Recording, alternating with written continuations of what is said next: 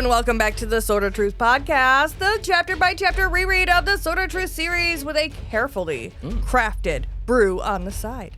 I'm Jade, and I'm here with Nate and Aaron. Hello. Woo! And today, we're trying real hard to eavesdrop on chapter 24 of Soul of the Fire. Mm-hmm. And we're gonna try really hard to continue, or we're going to try really hard to break the streak. We were 2 episodes without Aaron, and then we did 2 episodes with 3 of us, and then we did 2 episodes without Nate, and now we're back, all 3 of us, and it's going to be great. You know what I'm hearing? I'm hearing that one of us is super committed. I have never felt more confident that something is going to happen to cause Jade to miss a recording in 2 episodes. Never. I could Holy never. shit. I would never. So Is that a prophecy? No, it's not. Do you 'cause need it to won't write happen. that down like right now? No, it's not going I- to happen. Believe it is recorded, and as we all know, can't edit audio. This is going to be out there. Written on the eardrums of time. I really like that. I don't know if you pulled that from somewhere, but I like how that sounded. I did. Written on the eardrums of time. From my butt. Somehow you ruined it. Somehow you It's ruined good that. to be back. Well, I hope everyone is happy with today's moment of truth. Nate's moment of truth. He pulls things from his butt. On last week's episode, chapter, whatever, Fitch got a shiny new promotion and all the perks that go with it. Mm-hmm. I definitely misread your note and thought you put he got a shiny new Pokemon. And I was excited to talk about that. But my disappointment is immeasurable and my day is now ruined. Well, you know, sometimes your nerd flag flies a little higher and sometimes it doesn't. Yeah. To be clear, shiny Pokemon are just regular Pokemon, just a little different. Mhm. Okay. And more rare. Yeah, That's all. That's all the questions I had. there's I almost just- no difference, but they're more valuable. They're Yeah. just a little better. Just a titch. Anyways, Dalt's up early. In this chapter, we open. He's getting info. He's prepping messages. He's got his coffee or whatever the fuck he's going. He's got the day rolling right along. Mm-hmm. Typically, the prepping of these messages is done in there's 6 fucking offices down the hallway that take care of this because he has an army of messengers. But they needed to get this done in such short order that they also had to take over his outer offices. So this is a big job that they're Extra doing. busy morning this morning. Yes. Yeah, well, I mean, a lot happened after the feast, or during the feast, and after. And look, when your job is to spread messages, you gotta fucking get on it. You can't afford to have your message be late. If I remember right, there was kind of a public opinion vote, right? Nothing official, but people kind of said, yeah, they gave their thumbs up to something. So the idea is he's taking that new info and getting the word out. Yes. The messages are going to be sent out by daylight to criers in all corners of Anderith. These are kind of like the papers that follow celebrities, and they're like not news, but Oh, tabloids. tabloids. These are the tabloids going out. Or are these like more official word of the king type No, shit? yeah, this is more official. Got you. Okay. And it's being toted from the corner. Like, it's not just a paper, right? You aren't choosing to read it. You have to hear it because it's being shouted There's from a the man corners. screaming it at you on the corner. Oh, great. Yeah, so within days. That's how I like my news. Yeah. Within days, his exact words are going to be in every person's ear. And he knows that his exact words are going to be in every person's ear because any crier who doesn't say it exactly as he put it out will just eventually be replaced. Well, how do they figure out that they're not doing it exactly? He has people. He pays people He to pays listen. people. So then That's his web. You got to know that going in as a crier for this guy, right? Or do you think that he never says anything about this and it's just something he does? Well, we know how he recruits people. he's paying attention to everybody, and he takes That's the people who true. are, downtrodden and in need, and kind of manipulates a situation to be like, hey, this is what you do to be good, right? This is what you do to be good. And they just kind of get led down a path if he wants them to be led down that path. I do get the feeling that if Fitch was made a crier, Fitch would just want to do it exactly because of the situation. Like, yeah, I will say exactly what you want me to say to the people, just as a matter of you got to do it exactly right for the guy. Yeah, why would you not? not? Even there's quality control and I'm risking my job. It's like, no, he's got incentive to make that guy happy. Well, yeah, and to get the proper message out, because it's a good message, right? Why wouldn't you want the exact words to be out there in every person's ear? Because they're good words, right? Well, I think this is a good example of how fine the line between intent and deed are, though. Dalt is saying that he has those QC people, the quality control people, go out, and I don't think the criers know that they're there because he wants to know without that giving that bias.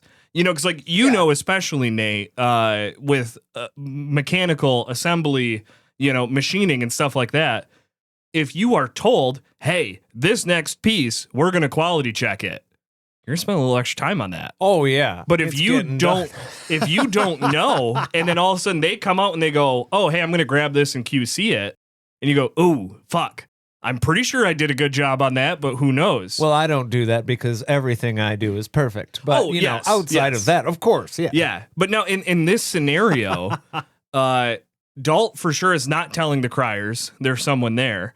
And even if they want to do the right thing, like what you're saying with Fitch, if they do not do the deed, they're in trouble. It doesn't matter if they wanted to. If they do not say the message exactly as it's supposed to, it doesn't matter if he meant to.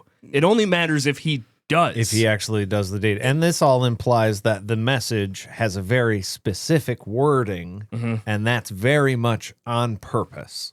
Yeah. There's a quote from the book that I put in the notes here that's few people understand the power wielded by the one controlling the words people heard. Mm-hmm. What people heard, if put to them properly, they believed, regardless of what... It's weird phrasing. Regardless of what were those words. Hated that. I wanted to change it. Few people understood the weapon... Hold on. What? I'm sorry. Yeah. What those words were? Yeah. That's how it should be, but that's not how it was written. But that's not how it was written. Yeah.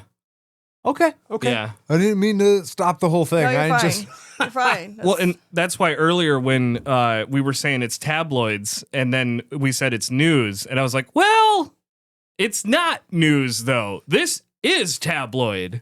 Because there wasn't a vote. This is him telling the criers to tell people what the show of support was, because then when the vote actually happens, these people are strong-armed into staying with that show of support that was unofficial. The problem is that it's not coming from a source that's labeled as a tabloid. It's coming from the mouth of the government, basically, which makes it news. Yes. Which makes you believe it. Yeah, absolutely.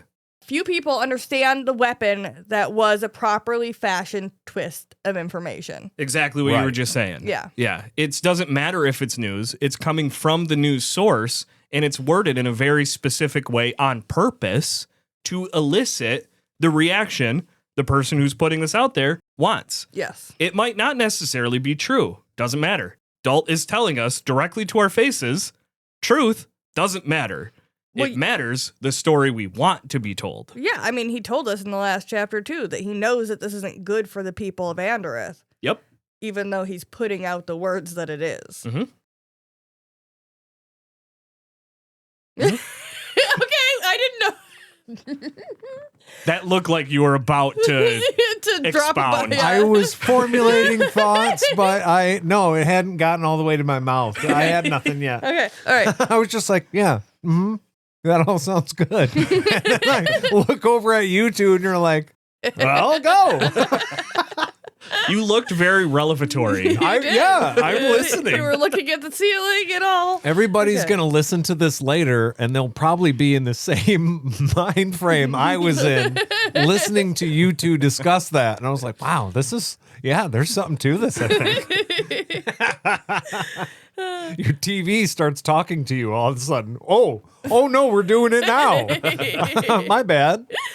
So Dalton's messages chided people to keep high ideals, like Anders should, and not take action towards the Masons for being party to starving kids. You know, like the shit boxes that they are. We aren't saying that, but we all know. Yeah. Well, and because that's what happened. Yeah. The Masons were starving kids. Yeah. That's what the message is. So the Masons are going to be too busy trying to prove that they were not intentionally starving children. But before long, they're going to not only comply with this law, they're going to fucking embrace it. They're going to act like, well, we thought this should be happening all along. I don't know why this didn't happen sooner. They're going to start throwing hunks of bread at kids on the street. Whenever you see one, just, hey, and just bean them. Well, Beat 'em. I mean, truly, you jest. But that actually, is what's going to go. They are spending so much time focusing on now overcompensating for this extremely negative and emotion-fueled, not fact-fueled at all. Not actual real thing. This emotionally fueled sentiment that the Masons were starving children. That is now the thing they have to defend against. Not fact, not truth, an emotional response. And what was the reason that they were saying that they were starving the children? Because you had to have a certain skill level to work to do building stuff, and now they took away that. So now anyone can build, not just the Masons. Right. You Yeah. shouldn't have to get a qualification or like a certification Yeah. to be able to do certain things, because anybody should just be able to do those jobs. Yeah. The Masons had an unrealistic and unnecessary level of skill that they thought you should have before you can be a Mason. Now, anyone can be a Mason, even the unskilled people. Yeah. But there is a small side quest context piece of information that does mean, in theory, more people will have jobs. And that is good. That more people have a way to earn income. That is good. If you don't look at all the other context. Yeah. Yeah. I mean, to me, having worked on a construction crew, not everybody has to be certified on the crew. You've got the master there. Somebody's got to carry the slurry up to the joints that you're filling. That is a great point. And that guy was me for a little while. I'm not certified in any way. I know the full process from top to bottom, but that doesn't mean I should get a crew. That would be reserved for your crew lead. Now, we don't know how the Masons worked, but yeah, like if we think about it here, you don't need to be a Mason to know how to drive a cart.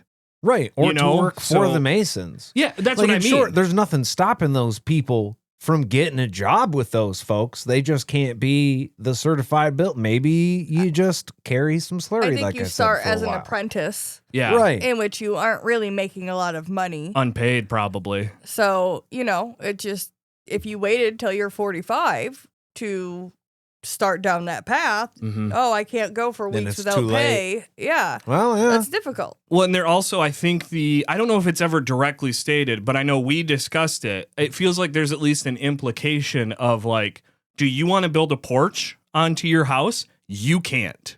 The Masons have to. They have to do it. Yeah. So I think there's like, the real world there is like, no, anyone should be able to build.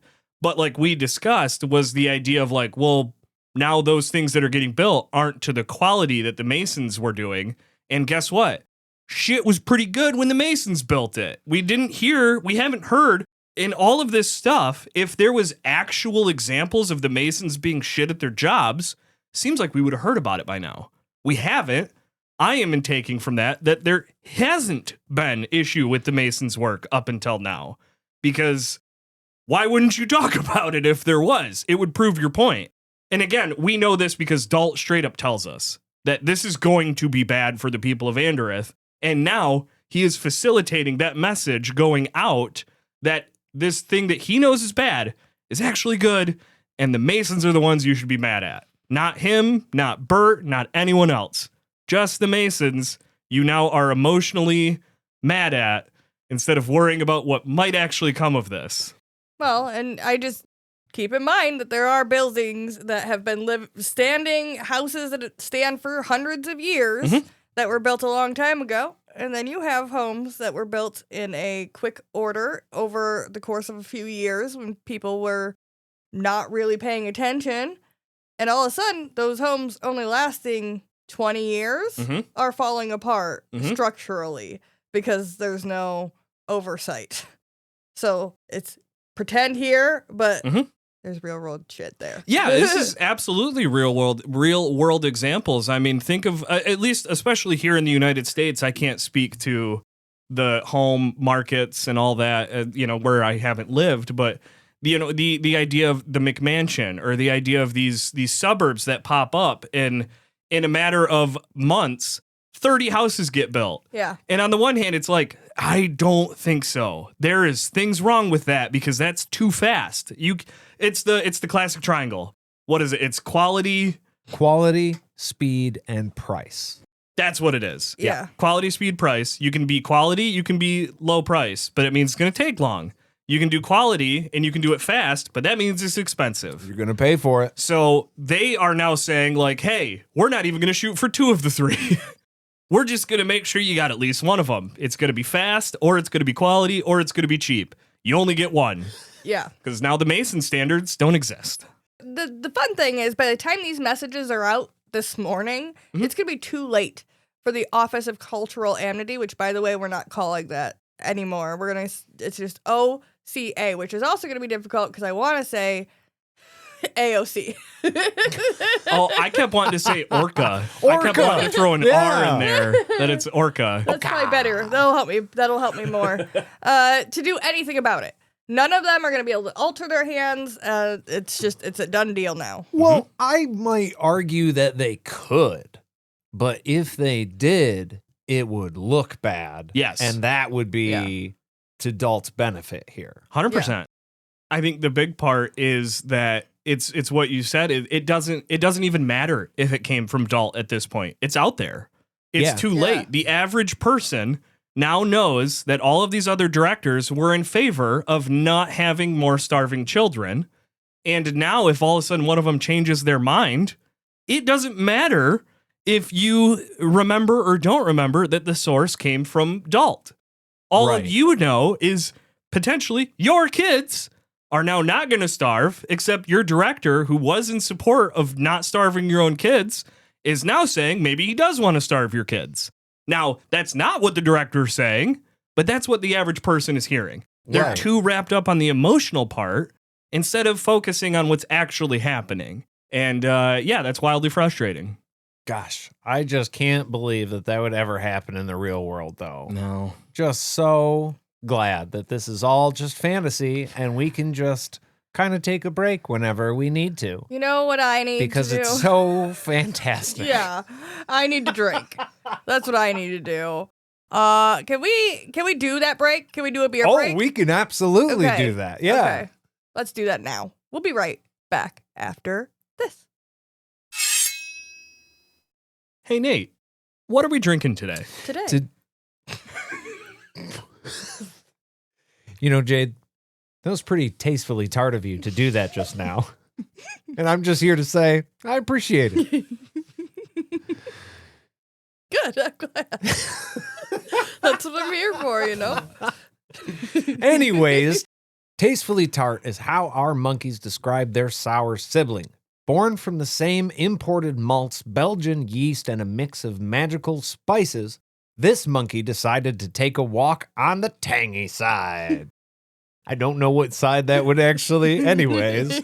With a swirling, citrusy lemon bite and a delectable essence, you better pucker up and respect this monkey.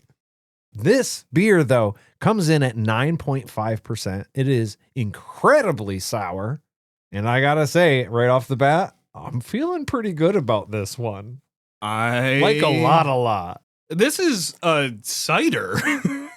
Yeah. If you just poured this in a glass and handed it to me, I would tell you this is a delicious cider. I would not think this is a sour beer. I mean, I know that's not... Well, I wouldn't go that far. No, I feel like ciders are usually very much on the sour side. This seems wildly sour for a beer to me. Maybe I'm in the wrong, but No, this is very sour. Yeah, you're right. I think I would definitely call it a sour, but it's not overly sour. It's right in the pocket of between sour and sweet for me, and I feel pretty good about it. Please don't tell me my opinion is wrong. This is maybe a little too sour for me. Wow. I think I was blown away. I think I like the sour, and then it just kept lingering, and it's taken away a little bit from the rating. I think I'm gonna give this 7 monkeys. 7 monkeys out of 10. It's pretty good. I'm not upset at it. Actually, you know what? I'm gonna drop it down. It's a 6. Wow. Because there's just a whole lot more sours or ciders that I would rather have over this. That's from 7 to 6 to me. That's moving out of quote good beer territory. I Between think, 4 and 6 is like I tasted it. yeah. And then below that's obviously bad. It's definitely not a power bottom. It's at the top of the lower tier is what's going on. Yeah. So you dabble, but you don't go. Oh, never mind. You're correct. But yeah, I'm giving it 6. This is 6 monkeys out of 10 for me. Okay. It's just okay, dog. What do you think, Jade? I see where you're coming from. The first drink I had, I was like, what the fuck? That's a lot. But I feel like that happens with every sour that is a true sour for me. Mm-hmm. The first drink I have, it's like, no! And it smacks me. And then I take another sip and I'm like, wait. But it's still very sour, and I don't like ciders. So that's that's what my face was, because I was like, but I do see where you're coming from. And I don't know if I like it or not. But it's also 9.5%. So if you do get like halfway through it, you're going to start to like it, and then you're not going to care. So it's just the percentage that's sitting in the back seat in this one. There's no vanilla calming it down. They're like, well, at least it's strong. Accurate. And that's going to help us get through and get over the hill, you know? Right. And then we're just going to be sailing through. At least we'll be drunk. And the monkey has an eye on his stomach, so he's going to see the road for us. It's going to be great. So I think maybe it's like a 7.5 that will maybe creep up to a higher number the more I drink it. You know, I started real strong on this one, and now I think I'm going to walk mine down, and I'm going to downshift a little bit? No, I'm going to say this is an 8. This is 8 sour monkeys sitting in a tree because it is very, very tart. But it doesn't make me squint like when you have the sour candy. It made me do that the first drink. For me, this is definitely upper limit of where sour needs to be. Anything less than this, and I'm pleased. That's great. So this is an extreme beer, but the flavor is very good and kind of reminds me of margarita salt a little bit. Oh, yeah. And I am digging that. So yeah, I'm going to say 8.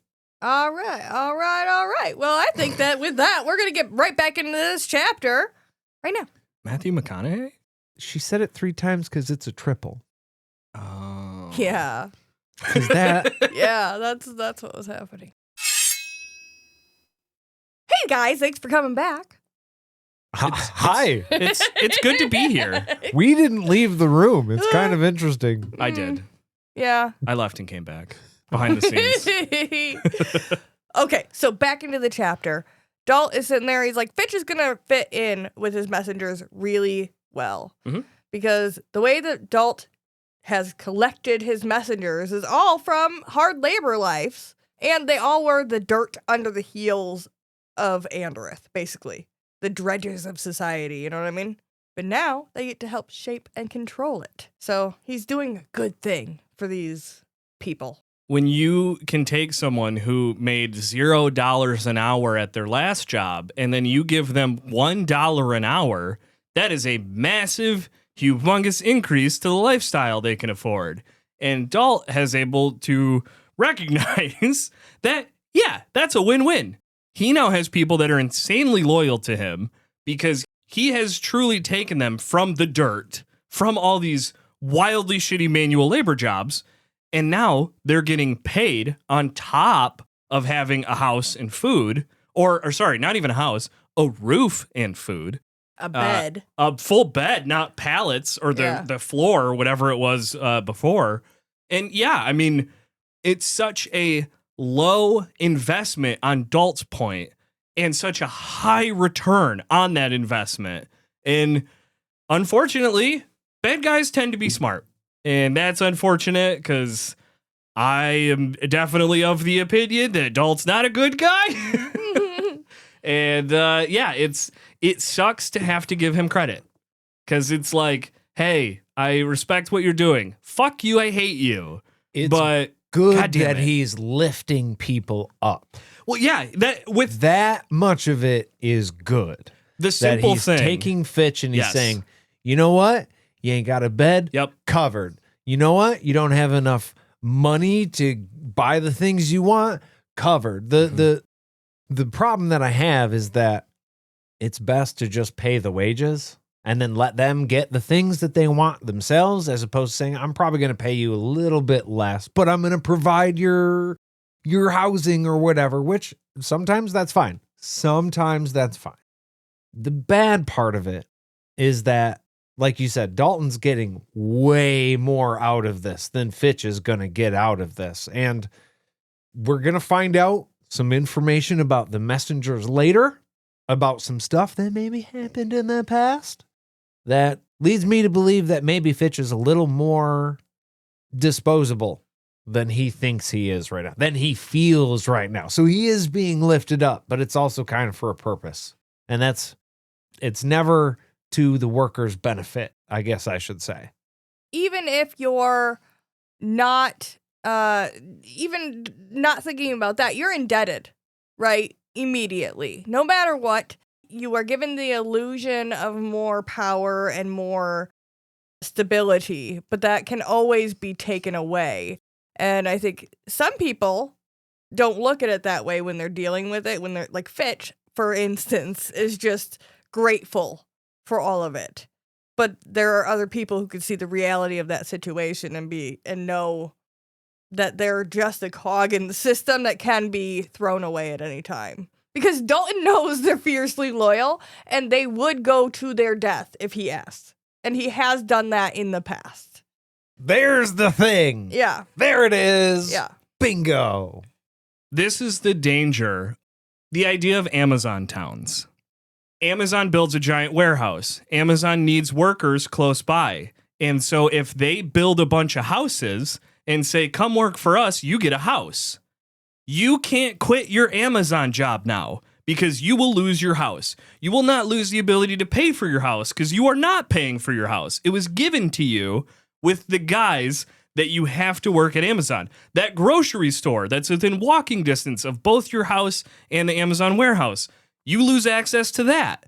You become so tied and reliant on... Fitch has now become so tied and reliant on Dalt without realizing it. Right. At any point now in the future, if something comes up and he doesn't want to do it, I'm sure either at that point or one of the times after that, he's going to realize this. We know that Fitch is not the smartest, but he hints at smart things here and there. And that's the danger of this. Is it good? You're providing housing, you're providing food, you're providing income with so many strings attached, which is why I love that Terry keeps framing this as a web. Because, yes, do you know what the fly does when he gets caught in the web? He gets to rest, he gets to relax his wings, and he gets to take a nap if he wants to. Also, he's going to have his blood sucked out of him. Then he gets eaten alive. Yeah. Sure, you can make a web seem like a good thing. You're trapped. Right. You are trapped in the web. Conditions start to slip. Are you able to talk about that? Maybe not, because who are you going to complain to? Because what's going to happen if you do complain? Yeah. In the movie It's a Wonderful Life, there is Pottersville, which is where Potter, this big capitalist bad guy, has built shitty, cheap housing for people to live in that he gives for cheap because he's paying low wages, so his workers can't afford nicer places. But now they live in Pottersville in a Potter house. What happens when the roof leaks? They're going to go to Potter and say, hey, my roof leaks. And they go, Potter's going to look at him and go, your free roof? I don't give a fuck. Fix it. That's not my problem. I gave you a free roof. You fix it. I gave you the house. It's your responsibility. Yeah, you get a demotion at work. You can't leave because you already couldn't afford a house. Bingo. Now you're stuck in Pottersville. It's bad. It's bad. Spoiler alert. This is bad. So, yeah, can you transition off of After all that now? of that, let's here it comes, everybody. Prepare yourselves. the fun thing is that he goes from that to thinking about Tess and how she was so fucking horny after she saw the Sovereign. God, seamless. Once So- you said horny, I totally forgot about all the other stuff we were saying. Yeah. Like real life, sometimes the true context of what you're doing doesn't matter when you get horny. It just kind of pops up. What are the socioeconomic repercussions of all this? Doesn't matter. I'm horny. We'll get to it later. Just wild. He's just hanging out there this morning. He's taking care of business. And he's like, oh, yeah, this? Oh, yeah, my wife. My wife put out last night, and she fucking put out. It was great. And now she's praying to God. That's really what you want to see. Maybe just a little bit of regret the next day. It's like, yeah, that was wonderful. Well, that's interesting because I definitely read this as like she's praying because good things Yeah, have happened. she's Like she's grateful. saying thank you. Yeah. You immediately were like, she's praying She's because she's shamed. No, upset. I'm she's sorry. ashamed. We must have read a different book. Dalt wakes up saying, my wife did the deed last night. And then cut to Twice. She's praying on the bed. Now, why do you think that would be? She's thankful. Forgiveness, my friend. That's what she's looking for. I think there's She did something dirty last night. I think there's a deep philosophical thought process there that a therapist could definitely break down between the differing thought 'cause, points here. Because she Could definitely, it's because she was so happy about being so close to God last It could night. be a when she little saw of the both. It could Sovereign. open with an apology, and then you make with the praise at the end be. just to make sure you're on good graces still. She could- saw that old man. She got so fucking Or flip that horny. around, compliment sandwich. Praise, sorry, praise, and then you get out clean. Intent, indeed. Hey, my intent was good. My deed was mostly good. There was a little bit of deed that There you might go. be a little blasphemous. We That's, might have been working with the hole that you can't see, good Lord. The loophole. Yeah, Yeah, the loophole. Specifically. Wow. Yeah, so I'm going to ask forgiveness for that, but also thanks for everything else. Wow. Nailed He it. goes from that to then thinking about Bert and how when he's the Sovereign, women aren't going to be fainting; they're going to be underneath him. Mm-hmm. So, he's just having a weird morning. I feel like. Yeah. I Whole I range actually- of emotions. I actually found this very relatable. The ADD, ADHD-ness of just like, I'm jumping around every topic. You don't want to know what I'm thinking? This, also this, and this, and that, and this. And there's no order. It's chaos. I was like, oh, I've been there. just had a thought and I didn't know if I should mention it now or not. Do you want me to put my earphones, my earmuffs? You're gonna hear me, so we'll just we'll pin it. I guess I'll pin it. Never mind. We'll cut all this out. Snippety snap. We can do that. Aaron has put his hands over his headphones. Yeah, that's what I knew he was And it's gonna up do. to cover his ear. Yeah, no. What?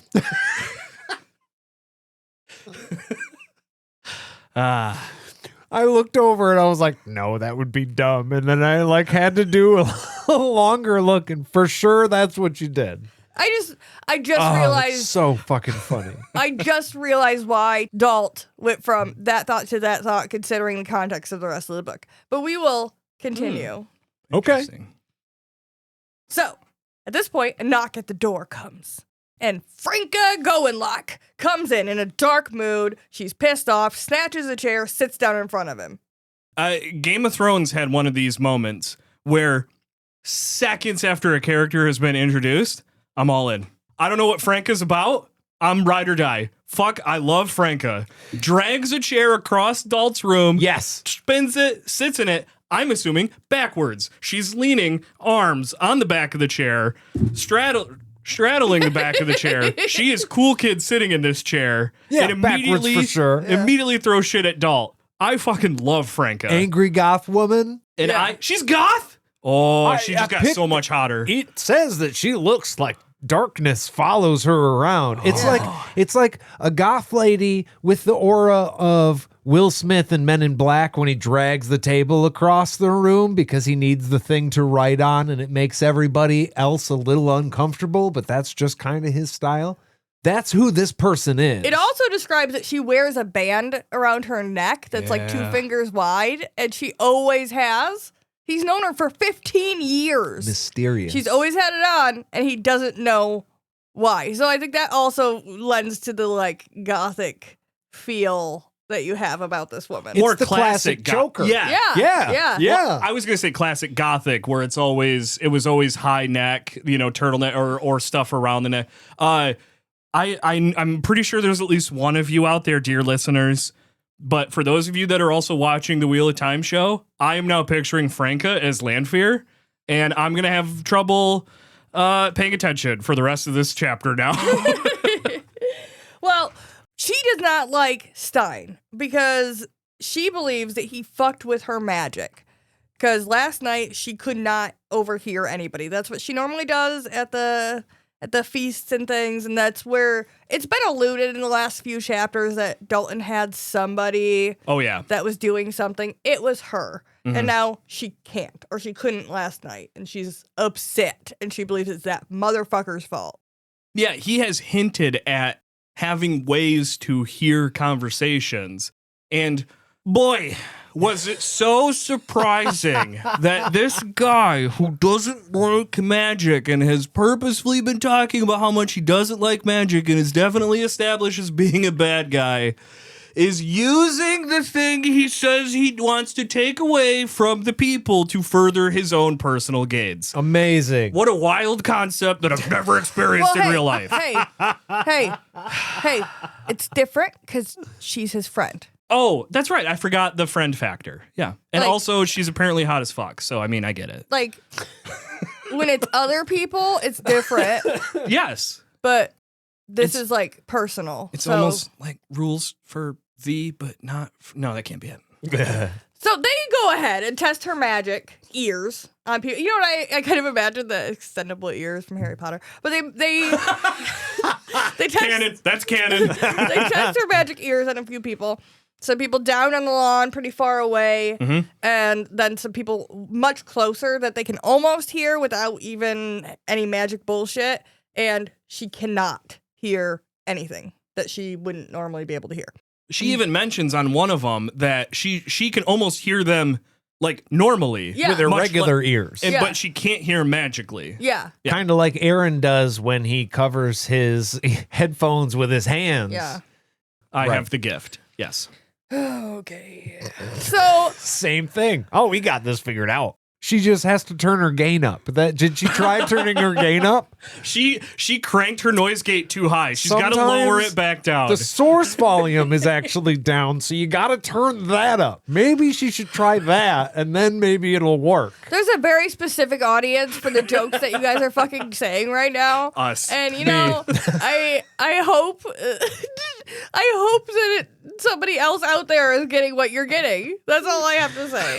Any other podcaster out there is going to feel this in their soul. When Matthew McConaughey listens to this, Oh my god. Does he have a podcast? Oh, no. probably. So Talk about us. she also had a spell for a woman that didn't want to be pregnant anymore, and it failed.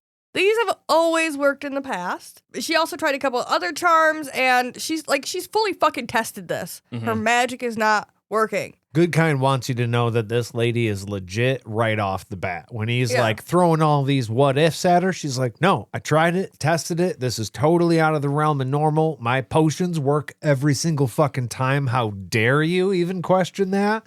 This person is supposed to be respected as an expert at her trade. Well, and she's not just up here because one thing didn't work. She's not just like, oh no, I'm bitching for no reason. There's a problem. She's smart. Yeah. This is a great way to show your audience that someone is smart. Is you have someone who you know is smart, Dalton, question this person, and that person goes, are you fucking stupid? Of course I thought about that and already tried it. Duh. I'm coming to you because none of my shit worked. Yeah, and then you know what he suggests? You know what he suggests? Maybe you just need some more confidence in your work, and then it'll work better. Amazing. Did you try harder? Yeah. Did you, like, just do it better?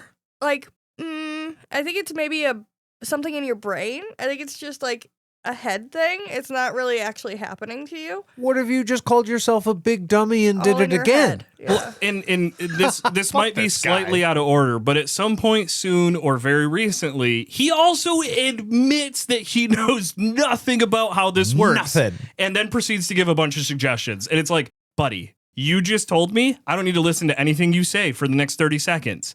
You said, I don't know anything about this, but my ears are off. Earmuffs are on. I'm not listening to you. Because you have invalidated everything you're about to say by admitting you don't know anything about it. Yeah. What I just love is that she's a woman, and it's a woman coming to a man and saying, there's a problem. I have a personal problem that I'm having, and I'm telling you, I have proof this is what it is. And then the man is looking at her and going, are you sure it's not just in your head? Mm-hmm. Are you sure you're actually having pain and it's not just like psychological problems that you're having? You're just imagining it?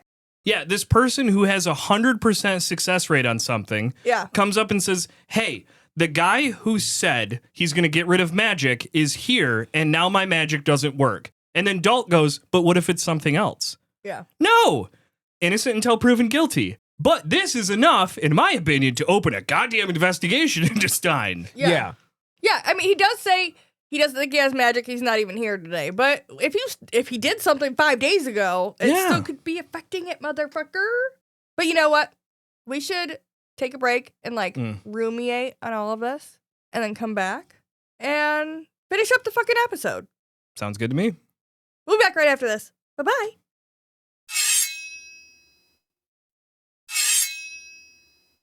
We're back. And Franca, because Dalton is so convinced that Stein can't have anything to do with her magic problem, she fears now that maybe she just lost her fucking magic. Okay? Who is that again? Franca. The hot one. Yeah. So she's like, okay, if you're right, then everything's just fucked. I'm just fucked, okay? My life It's all is just terrible. Great. And My magic is gone. good. Great. It's interesting that Dalt, his friend comes to him and says, I'm having a problem with something of mine. And Dalt immediately defends the thing that is better for him. Instead of his first thought being, I need to support my friend. And I think this is good that he does not go to help his friend until after it becomes wildly apparent that she's not just saying, I have a problem. She's saying, no, inside of me, there's a problem. I am not okay. And he doesn't realize that until later in the conversation. Well, it's got to become apparent to him that her gift not working is the reason that, she's also in his employ. So her gift not working is his plans, his web, not being tended properly. So it is a problem for him too. Oh, 100%. I think that's what you're talking about. That's when he's like, oh shit, this is a problem for me. We need to figure this out. That's what I mean he wants Stein to not be the problem. And he, instead of being there for his friend, his immediate thought was, oh, this new thing that's supposed to help me, that can't be the problem. Don't stop. I'm going to keep trying to get you to go away from Stein. It's not Stein. Do you want to know how I know? Because it can't be. It's you. I need it to not be. I, Dalt, need it to not be Stein. Therefore, I'm ignoring all the evidence you're bringing forward. Right. And I'm going to tell you, you just need to try harder. Well, obviously, you're wrong because I need it to be this thing. What's interesting is that they don't talk about the elephant in the room, right? Whether Stein is the problem or not, he came in and he said, I'm going to end magic. Right. So that's a problem for her. Long term, what are we going to do? What's she going to do? Mm-hmm.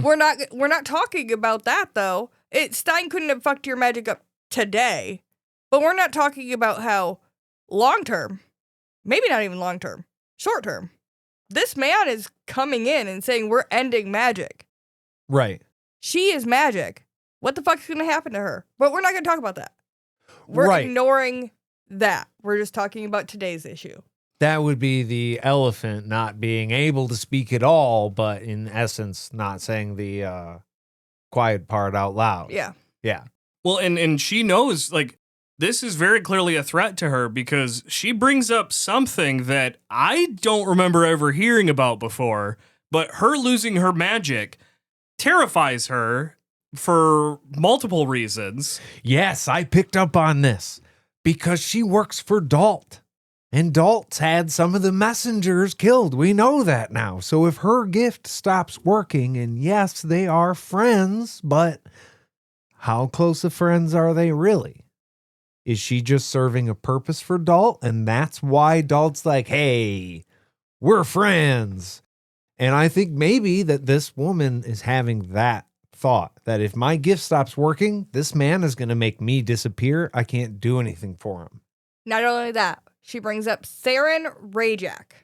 Apparently, we don't know too much about him. We've never heard the name before. Good. That's what I was talking about. Cool. Was like, who the fuck is Saren? Am I supposed to remember? Aaron, I'm sorry. Okay. That wasn't a statement. That was actually more of a question for Jade. Oh. I'm trying to So we're on the verify. same page. Yeah, me and you are together. You know what? Have we heard this name before? You know what you just both did is clarify for me, who has read this book a few times, that this name hasn't come up for you guys yet. Okay. So, Okay. Oh. Because I was like, fuck, am I supposed to know this? No, I don't. Listen. Okay. So she brings him up, wants to be sure he is still in chains. Mm-hmm. Okay. Dalton isn't even sure he's still alive, but assures her she doesn't need to worry about him, but she is worried about him and his supporters. But he also did give the politician's answer. He didn't say, yeah, he's dead and or in chains. He said, yeah, you shouldn't have to worry about him. I will say he is a political type of prison. Same vein as Stein. Mm-hmm. He had supporters, and she doesn't have magic, but she is a magic user. If he was out, it would be a problem for her and anybody like her. Well, and I can tell you as a first-time reader, my immediate assumption was this is very clearly someone that Franca specifically had a hand in getting him locked up.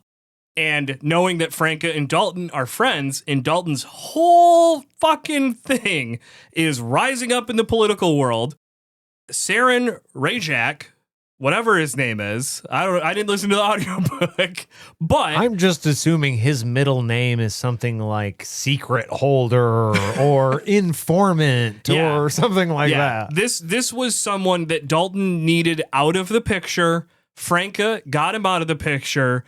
Maybe got caught while he was getting put out of the picture. And so she knows if she does not have Dalton's protection or her magic alerting her that someone might be coming close to her, this is someone who wants to, hurt, kill, maim, whatever, Franca. And because she said, she goes, I'm helpless, and then asks about this dude. This person is someone who can stir up the masses to cause problems. So he's put away and he's not a problem for now. But if he were out, he would have influence on a great number of the population. So you don't have to answer this if it's a spoiler, but is this like a Vlaakith Orpheus situation? Okay, hold on. Vlaakith being Dalt and Orpheus being Saren Rajak, who's locked in chains. Buddy, here's a fucking side quest. We need side quest stuff? No. This is it, dude. This is why I made sure. No. Okay. Okay. That was mostly just a fun joke for the three of us. I liked it, though. She's specifically terrified of him because of who she is. Okay. He tries to comfort her, and she is terrified and sobs into his arms. This is mainly people are against certain people in the world. Mm-hmm. He's one of those people. We've met the blood of the fold. Yeah, people that are anti-magic exist a lot in this world. Yes. So that's the vein that we're talking. It is very interesting to me that she would agree to work for a guy who obviously is blatantly anti-magic, and yet she hasn't. They must have had a conversation where he's like, look, I need to use your services in order to do the thing, or did they just never say that out loud? I think that up until Stein came in, they were on the same page. I don't think he has ever outwardly been against magic. He is for Sarah and Rajek being in chains, right? So whatever he wants to keep their situation like it is. Right. They were friends. He uses her. It's their thing is cool. Stein coming in and being anti-magic is the pebble in the or the pea in the mattress. You know what I mean? There it is. Yeah. That wasn't the right analogy. Because if we support this guy... Right. That wasn't right. Because if we support this guy, he's going to come in and get rid of magic, i.e. me. Well, that's not being said, though. But the tension is created now between these two. Because if it continues to go down that path, that split's going to have to happen one way or another. Anders in general don't like magic. Dalton specifically has not ever shown an issue with it because he's using it. Yeah, he's friends with her. They've never had an issue. Stein is creating the issue. He even says to Franca, I'm certain your power will return. Try not to be overly concerned. So he's even saying, even being on the side of the people who want to get rid of magic, he is trying to tell her it's hey, we're going to get rid of magic, but not yours. You will get to keep it. He doesn't say that out loud. No, but clearly that's what's being said between the lines here. You can't take the side of anti-magic and then tell your magical friend, well, you'll still have yours. Bingo. Unless he either doesn't believe that or he maybe isn't as smart as he thinks he is. Or he's fucking lying to you just to get what he wants. I think it might be that he thinks he's so smart. And the Dominator protects them. Mm-hmm. He thinks he's so smart. He can keep his magic friend. Yep. Nobody, the Order, they can work with the Order. They can sell the Order, whatever the Order needs. The Order's not going to come into Anderith and fuck our shit. Right? They're going to get rid of the bad magic users. Right. Clearly, they'll keep the good ones. Not the people who are, the good old boys and in on the joke. I'm friends with them. They're not going to fuck my shit up. Right. Yeah. Clearly, we mean we're going to get rid of all the baddies. Right. But. That was a big but. And I cannot lie. Most other brothers cannot deny. Wow. When a transition walks in with an itty bitty waist. And just that loud thing in your face, you think, damn. I don't know if that was the lyrics. Let it happen.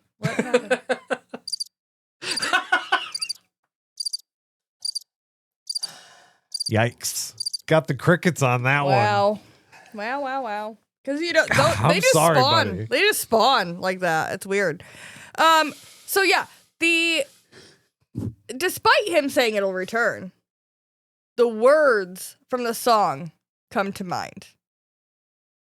Came the thieves of charm and spell. Those are the words. But I thought it was interesting because there was a moment, an episode or a couple ago, when we were all like, we don't need to read that. And then somebody decided we were gonna read that part of the poem, the whole poem. And it's interesting that it did come back around. That somebody wanted to read the whole thing. Shall I? Maybe kind of saved the day. You're welcome. You're welcome, all of you. You're very welcome. Okay, I'll stop that now. Okay, so my wizard note for this chapter is going to be that I, personally, was going to go around and give Nate a big old fucking pat on the back, right? I was going to be like contrite and be like, you know what? I gave you some shit for that. In the moment, I wasn't super happy about it. But after what just happened 5 seconds ago, I've decided. What are you talking about? Nah. I don't give a shit. So that's my note for the episode. Anybody else have anything else to add? You know what? I have a note too. And you know what that note is? I also don't give a shit. Feels good to be back. Yeah. Oh, hey, buddy. Hey. Yeah. All right. Well, that's our truth. And we would love to hear yours. Write to us in your journey books. Scribble, scribble. Ooh, Low that's effort. good. Yeah. No, it wasn't. Low effort, but I like it. Wow. Yeah, okay. Podcastatt@gmail.com. You know it. You've listened to it. You're here. You know how to email us. Or you can find us on any of our social medias. Glub, glub, glub. Beautiful. Glub? What's glub? Wow, we're also opposite ends of the spectrum here. If you would like to support this podcast and hear more of whatever the fuck this is, find us over on patreon.com/podcast. ATT. Wow. Where every tier is a happy tier. I mean, I think most anyways. I don't know. That's all for us, friends. Thank you all very, very much for listening. We'll see you real soon. Bye. Smell you later. It's classic. It's good. It's good.